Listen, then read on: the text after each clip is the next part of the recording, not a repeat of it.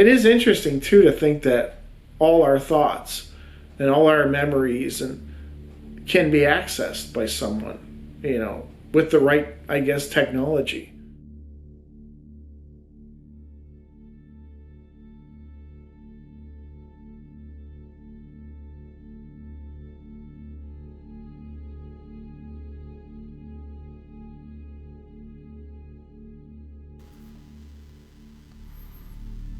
It was the late 1960s. A Mexican-American man, Larry Gomez, was driving to his father's sheep ranch in Arizona. He had been visiting with some friends who lived nearby and was heading home to gather his things before setting off for Southern California. It was around 11 p.m. He had planned to drive through the night and arrive at the Santa Rosa Mountains in the early morning hours, whereupon he would get some shut-eye.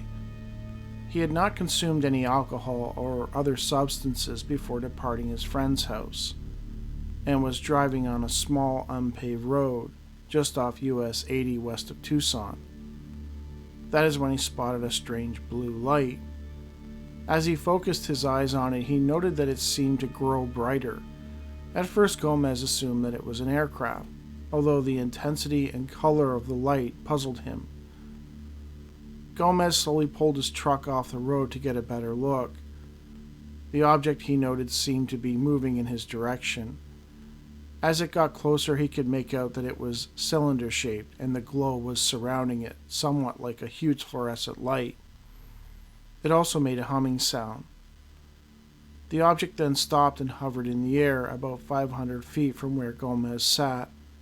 It began to emit an odd, grayish exhaust.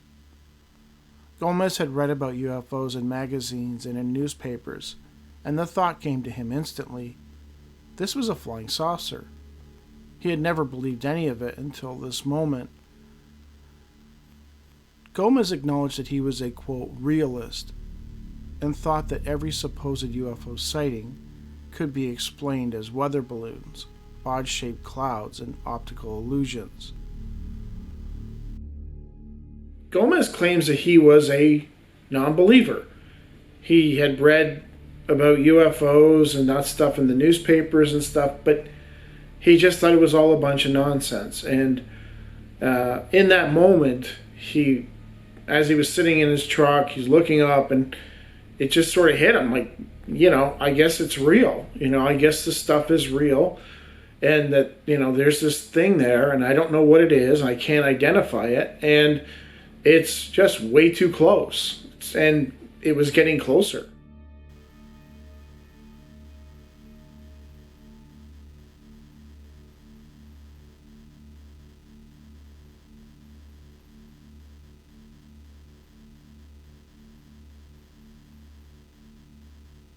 While sitting there, it suddenly occurred to Gomez that not only was the object seemingly coming down, but he was all alone out there on that dark back road. In that moment, he was overcome with fear. Panic-stricken, he dove out of his truck, fearing the object would come down right on top of it. He anticipated an explosion from all the smoke, but nothing happened. He could see through the haze that the object had telescoped 3 legs, which it used to settle down onto the ground. He could see a red triangular symbol near the tripod, but did not theorize what the odd marking meant, only that it did not appear to be from any government agency that he was familiar with. While standing only a few feet from his truck, he watched as 2 figures emerged from the craft, slowly making their way down a small ladder that they had lowered from an opening on the side. They appeared to be wearing, quote, faintly phosphorescent coverall uniforms. Gomez wasn't sure if they knew he was even there given how dark it was, but it soon became clear that they did, when they turned and immediately began walking in his direction. He initially assumed them to be people, but as they drew closer, the fear set in. These weren't people at all. He was in a near panic when he saw them up close. I've never seen anything like those faces before. They were like creatures in a nightmare, and identical. They had slanted eyes, but not like Asians, but exactly opposite, slanting upward toward the bridge of the nose. The rest of their faces were horrible, like they were unfinished. Gomez described that they had two small openings for nostrils, boneless cheeks, and tiny slits for mouths. It was the eyes, though. That's what most disturbed him. Gomez next claims that the beings spoke to him, only it was not with their mouths, rather, he heard it in his mind. He could hear their thoughts, noting that they seemed fascinated with his hair. They seemed to stare at it, occasionally making comments for which he could hear in his mind. It was the strangest thing. Suddenly, one of the beings reached out and yanked several strands from his head and placed it inside a metallic vial, which it was holding.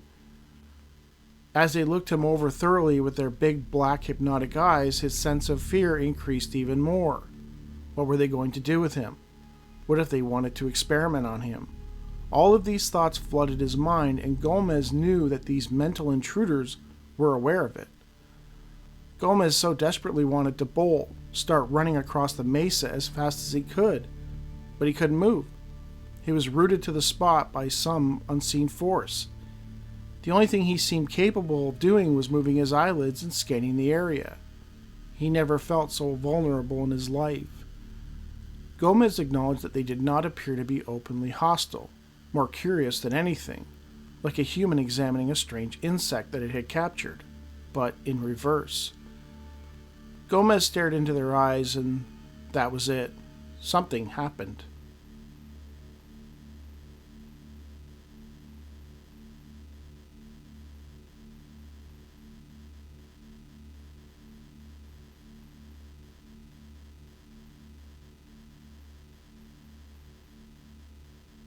Gomez feels that the being somehow placed him into some kind of hypnotic state, like a trance. All I know is that I slowly blacked out, like I'd been chloroformed, and next thing I remember I was laying flat on my back on a sort of air mattress. Gomez sensed that he was inside the UFO he had seen. These figures must have carried him inside, though he had no memory of it at all. Gomez looked down and realized that the creatures had removed his clothes. He could see the creatures moving around in his peripheral vision. Some of them seemed to be working while others appeared to be watching him. Slowly the creatures began filing out of the room until Gomez was all alone. Then one of the creatures entered the room, moving directly towards him. From her body type, Gomez sensed that this creature was female. Like him, she had no clothes on. Gomez examined her body and noted that her anatomy, while similar to a human female, has some noticeable peculiar differences.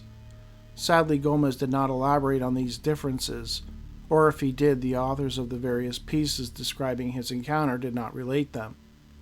She appeared to be quite short, shorter than him, and her facial features were very much like the others he had encountered by the road. She had absolutely no hair anywhere on her body.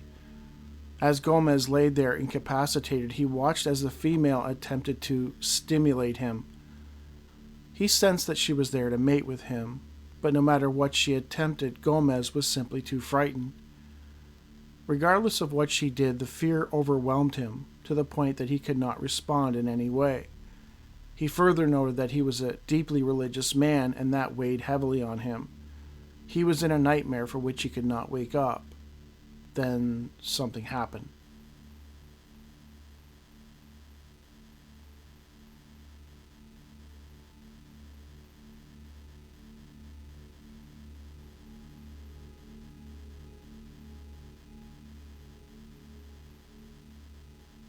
As Gomez watched in horror, the strange black-eyed creature crawled up his body and proceeded to touch his forehead.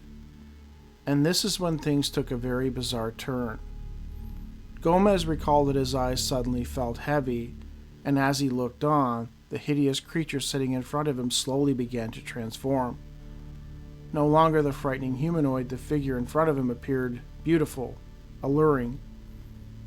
She smiled, assuring him that everything was okay. She was stunning, but it wasn't right. A haunting feeling took over Gomez's mind. The female, she looked familiar, but he could not recall from where. Somehow he was certain that he knew this woman sitting in front of him. Where had he seen her before, he wondered. In his mind, Gomez knew in real time what was happening. He knew that what he was seeing wasn't real, that the creature was manipulating him, manipulating his perception. He recalled that her skin suddenly felt smooth satin.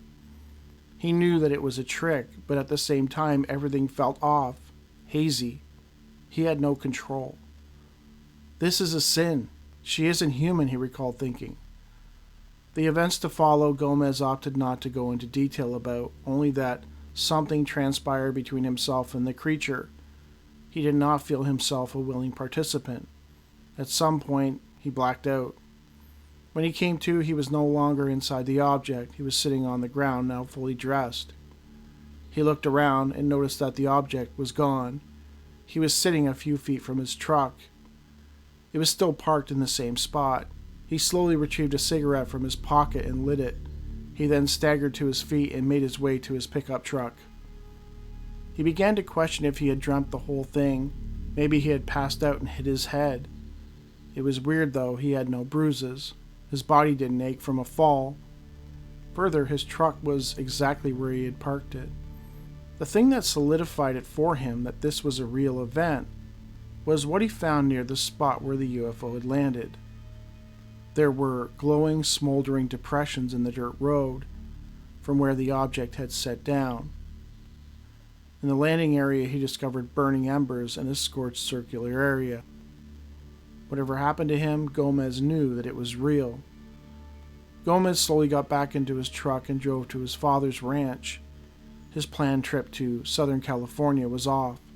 He returned home and told his father Carlos about what had happened. Carlos was still half asleep, and he admitted that he didn't believe his son at first. He searched his son's face, noting how frightened he seemed. "I believe it," he told him.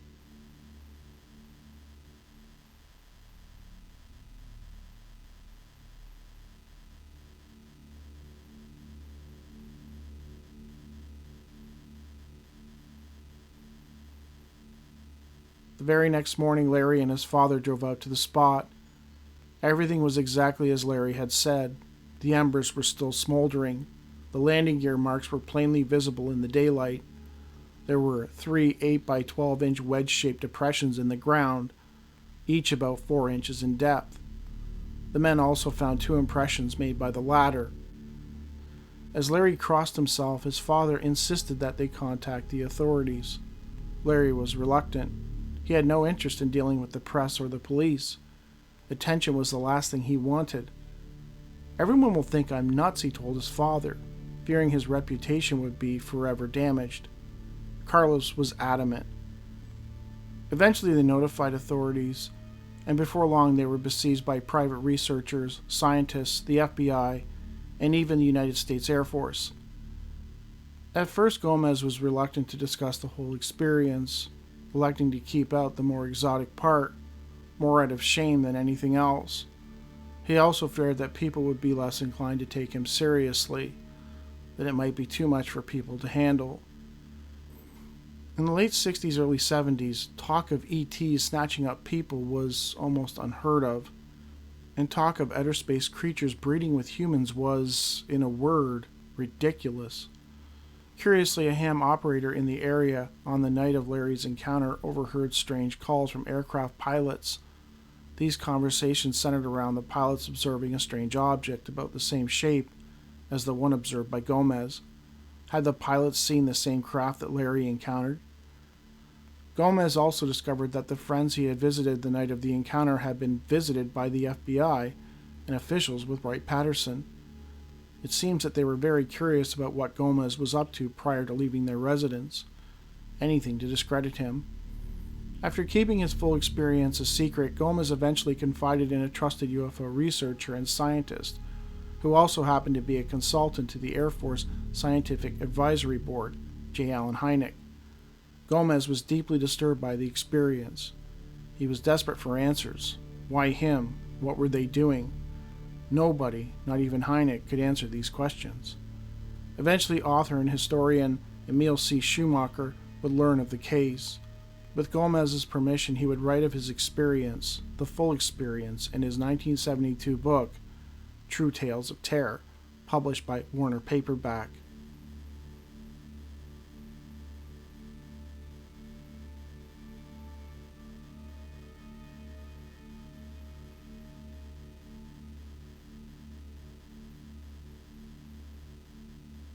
Gomez told Schumacher that during the haze of interviews by the FBI and the United States Air Force, while he opted not to mention that aspect of the experience at the time, he found himself dwelling on it quite a bit, and it eventually occurred to him where he had seen the girl before. He had seen her at the pub. Kinda. Gomez recalled that hanging in a corner of a local pub that he and his friends liked to frequent was a calendar featuring a bevy of beautiful women. Of all the females in that calendar, there was one that Larry found particularly alluring. Somehow the creature he encountered on that craft duplicated that woman almost perfectly, like it had scanned his mind for something that might arouse him, and then, with seemingly no effort at all, took that form. In the years since, several UFO researchers, including Bill Quinalty and Paul Hughley, have noted how Gomez's case and the phenomenon of creatures from the furthest reaches of space coming here to experiment on and seemingly breed with humans seem like a direct variation on the legends of old, involving demon lovers, dark angels, succubi, and even deep-sea sirens, altering their true form to entice unsuspecting victims, allowing for the production of a cambion. While most people will have heard of the very similar Antonio Villas-Boas case, Larry Gomez's experience seems to have vanished into the memory hole of time. Not even Albert Rosales kept a listing of it. What happened to Larry Gomez that night in the late 60s remains unexplained. It's interesting to think that she was able to manipulate his thoughts or get inside of his mind, but in order to really dive into his thoughts, she had to actually physically touch him, touch his forehead. She had to get as close to his brain as possible. And it's kind of interesting, that these creatures have limitations, where they can actually get inside your head just by looking into your eyes, I guess. But in order to access the more deeper thoughts, I guess, they have to actually physically touch them, or touch their head, I guess, to get access to the brain. Anyways, I don't know. It's interesting that she went through his thoughts to kind of uncover, okay, here's this really attractive woman that he seemed to be really into. I guess I'll use that form to trick him. And it's almost like you're looking through a computer for a keyword, or looking through a document for a keyword, or looking through a computer for a file or something. It's similar how it works, how easy it must be for them to do that she was able to access this memory within seconds. And it is interesting too to think that all our thoughts and all our memories can be accessed by someone, with the right, I guess, technology.